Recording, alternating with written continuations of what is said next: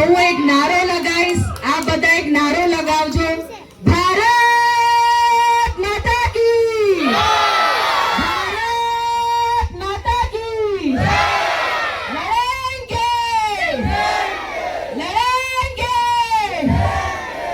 ઇન્કલાબ, ઇન્કલાબ, चेतर भाई तुम आगे बढ़ो, तुम्हारे साथ है, चेतर भाई तुम आगे बढ़ो, तुम्हारे साथ है, आम आदमी पार्टी तुम आगे बढ़ो, तुम्हारे साथ है।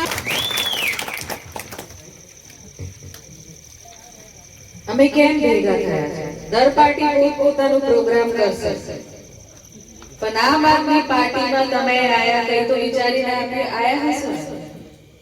તમે તો કઈ તો વિચારી હશે ને કે કઈ સારું થવાનું હશે, નવું થવાનું હશે, એક નવું પરિવર્તન આવવાનું હશે, નવી સત્તા આવવાની હશે, હે ને?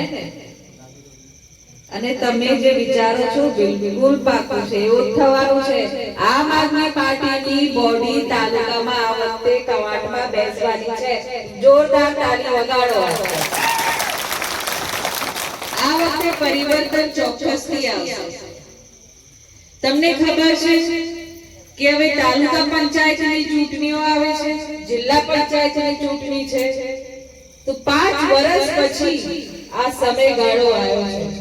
ચક્ર હોય ને સમયનો, એ 5 વર્ષ પછી આવ્યો છે. 5 વર્ષ એટલે બહુ કહેવાય.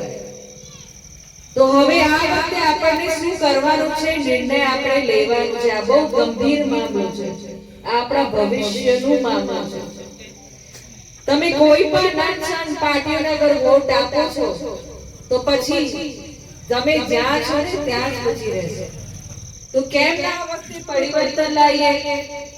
આમ આદમી પાર્ટીનો જે ઉમેદવાર હશે તાલુકા પંચાયત અને જિલ્લા પંચાયતમાં, એમને ખૂબ બહુમતીથી આપણે જીતાડીને તાલુકામાં મોકલીએ અને આપણે એવા ઉમેદવારો નક્કી કરીએ જે આપણા પ્રશ્નોને રજૂ કરી શકે, અધિકારીઓ સામે લડત આપી શકે. આપણે એટલે ચૂંટાવાનું છે ને, એટલે સત્તામાં આવવાનું છે કે નહીં? હા કે ના? હું તમને પૂછવા માંગુ છું, તમે બીજી સરકારોને બહુમતી આપીને, એમને સત્તા આપીને વહીવટ આપેલું હતું. 30 વર્ષ પહેલા કોંગ્રેસની સરકાર હતી, કોંગ્રેસના પ્રતિનિધિઓ સત્તામાં બેસીને વહીવટ કરેલું. હવે 30 વર્ષ તમે ભાજપની સરકારને સત્તા આપી, એમનું વહીવટ જોયું, પણ હવે સમયકાલ આવી ગયું છે કે હવે એક નવું પરિવર્તન આવવાનું છે. આમ આદમી પાર્ટી ભાડો કહો, ઝાડુ કહો, હાવેડો કહો, એનું હવે સમય આવી ગયું છે. અને ગામડામાં દર જગ્યા જ્યાં તમે જાઓ છો, ફક્ત ભાડા ભાડા અને ઝાડુ આમ આદમી પાર્ટી ની ચાહના છે.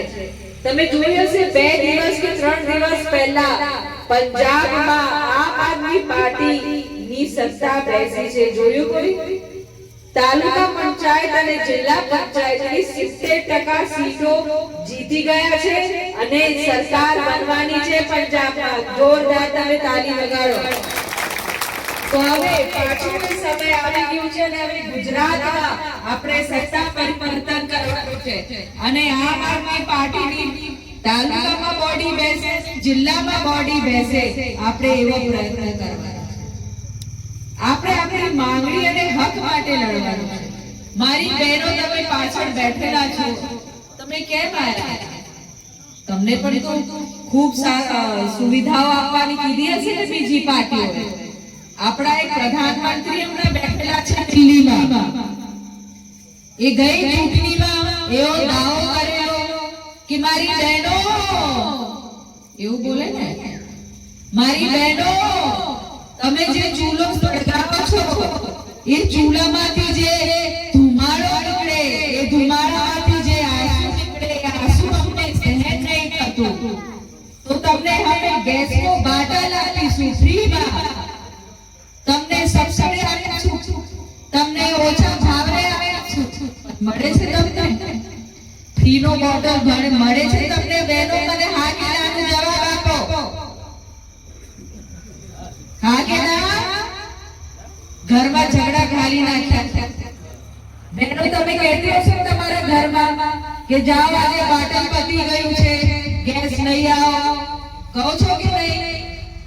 પણ તમે આપણે મજૂર છે, આપણે એટલા પૈસા વાળા નથી, તો પૈસા આપણે આજે બાટલ લાવી શકીએ કે ના લાવી શકીએ, ઊંચા ભાવે આ સરકાર વેચે છે, તો ઘરમાં ઝઘડા થતા હશે કે નહીં?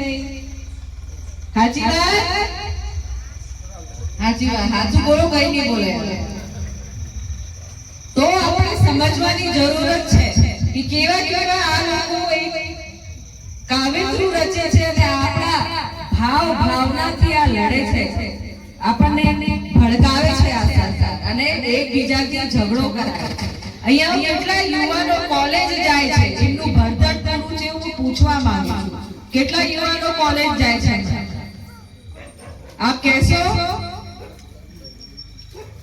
અહીંયા કેટલા યુવાનો કોલેજ જાય છે? કોઈ નહીં. ખૂબ દુઃખની વાત છે. તમે કેમ કોલેજ તમારું પૂરું નહીં કરી શકતા? આપણે ફીસ નથી ભરી શકતા, આપણે પૈસા વાળા નથી, આપણે ખેતી મજૂરી કરીને આપણું જીવન જીવીએ છીએ, પણ આપણે ઈચ્છીએ કે આપણો કોઈ બાળક, આપણો યુવા યુવતી કોલેજ ભણે, કોલેજ પાસ કરે, સારી ડિગ્રી લે અને એને સારી સરકારી નોકરી મળે. કેટલા સરકારી નોકરી વાળા છે અહીંયા? છે કોઈ? નહીં સંભળાયું? જોરથી. એટલે સરકારી નોકરી તો હવે સપનું થઈ ગયું, અહીંયા તો પ્રાઇવેટ નહીં મળતું. લે શું કરવાનું? મોટી મોટી વાતો